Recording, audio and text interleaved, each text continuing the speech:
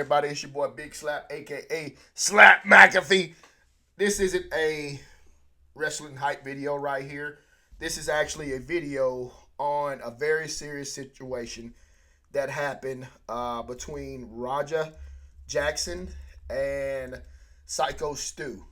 This was a very ugly incident for the 25-year-old professional MMA fighter Raja Jackson, who was involved in several incidents with Psycho Stu or whatever the case may be. His real name is Stuart Smith.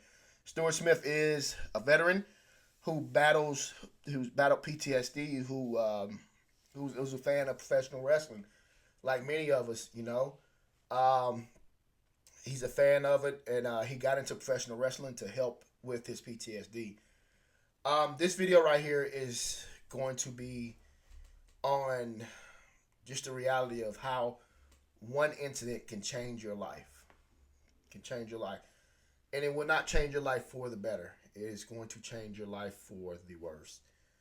Um, Roger Jackson. I'm not going to sit here and defend this young man. I can't. I'm a father. I have a son.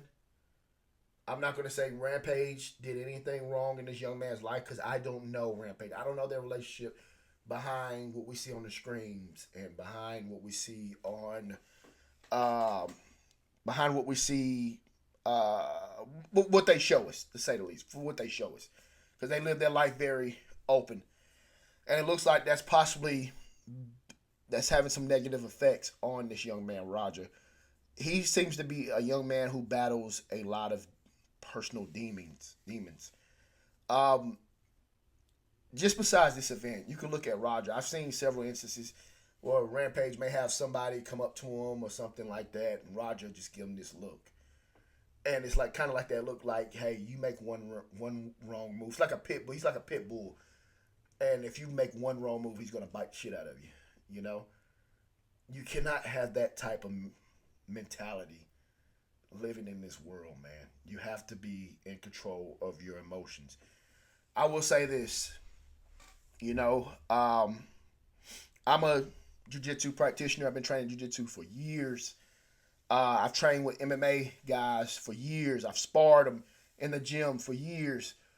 You do not want to, you don't want to do anything to trigger these guys. These guys are basically trained killers. These guys can kill you. These guys can kill you with your bare hands, with their bare hands. You don't want to sit there and do anything triggering to these guys. And I think what Mr. Stuart Smith, better known as Psycho Stu, what he did with the beer bottle, and it seems like it was an honest mistake. Had it been me, and I'm a 39-year-old man, even in my younger days when I feel like I probably didn't make the best decisions, I feel like I would have made I would have understood, like, hey, I'm at a wrestling event. The man apologized. He didn't know. He honestly didn't know, man. He's getting ready for a show. He's probably had a few beers. He's thinking it's a work. You know, if you're a wrestling fan and you go to these events, you get this backstage access. You got to know that some of these guys probably will still be in character, especially when you're bringing a camera back there. But it's unfortunate that that incident led to what happened in the ring, and I'm not going to show that video on this channel. I do know that we have small children that follow this page. I try to keep the cussing to a minimum, and I do not want to show that type of violence on this page. And for two, my son also does a lot of videos on this channel with me, and I don't even want him to be subject to seeing something so gruesome and so brutal like what we seen in that video. Everybody's, I'm sure, has seen it. But I'm saying all this to say the least that one mistake, one decision to not control your emotions can land you in a world of crap. Can land you in a world of crap. It was very sad to see this man, Mr. Smith, being pummeled in the ring, just being completely destroyed. And even if it was you were supposed to get your receipt, whatever the case may be, from the beer bottle. I mean, good God, man, you don't got to give the man a damn. a beating. And what is this world came to come to when we have people that get knocked out and you got to get on top of them and continue to just beat their brains in, dude? Like what? And it's a lot of the youth. It's a lot of the youth. They don't understand that's decisions like that have consequences. You can kill someone like that, man. I knew a guy that once slammed somebody outside of a bar, and he slammed that sun gun. And the guy was drunk. Yeah, the guy started or whatnot, but it was just drunk talk. The guy was just talking, and he goes and slams the guy on pavement on his head. He thought he just knocked the guy out. Well, the guy ended up dying, and this guy who was a buddy of mine at the time is now in prison. He did this years ago. I mean, I don't know. We've lost contact over the years, but I'm sure he's probably still in prison. You can't do stuff like that, man. And Roger Jackson, he's currently under investigation by the LAPD after this violent attack. I'm hearing mixed reports about Mr. Smith as far as, hey, he's having some health, still having several health issues. Some may say, oh, he's in stable condition, but he's critical. You know, if you're in the hospital and you're in critical condition and you have head trauma, you are still in a world of crap. Things can happen. Things can turn for the worst. We don't know what kind of prior health issues that this gentleman may have. You cannot do things like this, dude. You just can't. That is very irresponsible. And then from the looks of it, I watched the stream. I watched what led up to it. That's why I didn't want to do the video to start out with. I've been seeing a lot of videos, people just doing it immediately, doing content and immediately or whatever the case may be about the incident. You cannot just go pummel somebody's brains in because, apparently this all started because you let the people, the little trolls in the little group chat get you all worked up about it, man. And then you pretty much admitted to it when you're walking away saying I'm not no bitch and all this and all that. That's you can't have that mentality, man. And I'm not here to say, Rampage is a bad father or whatever the case may be. Rampage obviously loves his son. We all do that, have kids, man. And this isn't the only young man that's made, catastrophic mistakes in their lives because of lack of emotional control. People are going to piss you off in this world. If you work a job, 9 times out of 10, someone's going to piss you off at that job. Are you going to go haul off and do something stupid to them that's going to risk you landing in jail, possibly landing in prison for many years? Everybody's tough till you get your freedom taken away. Everybody is tough until you have your freedom taken away, when you're being told when to wake up, when you can eat, when you can shower, when you can go outside and get some fresh air. This is a reality. I love MMA, man. I love the sport. I love a lot of what comes with the sport, the discipline, martial arts. But as a martial artist, you have to be in control of your emotions. So whoever this young man's coach is, and I'm not criticizing you by no means. I don't know what goes on in your dojo. If you see someone struggling with some of the things that Roger may struggle with, and it's crystal clear that the young man possibly struggles with some confidence issues. You have to really take that extra time to try to help this young man. Because now the young man is skilled. I see people always, he did this, did that. Dude, if you're an untrained fighter, a person, you go try to fight or spar someone who's trained in MMA, you're going to get your ass kicked. There are so many ways that can hurt you. They can hurt you. It's so many ways that I can hurt you just off what I know. And I'm not a pro fighter by no means. But you take an average man, I don't care. I've seen them come in the gym, big muscle bound men, whatever the case may be. They come in the gym and they get folded up. They get hurt. Because you're untrained. So you have to be careful with the skills that you learn in these gyms and these MMA gyms. There's a lot of hotheads. I've been to MMA events where, you got MMA guys wanting to fight in the crowd. So I don't really go to a lot of live events like that. Because you got guys that just don't know how to control themselves. Guys that are trained. Be in control of your emotions.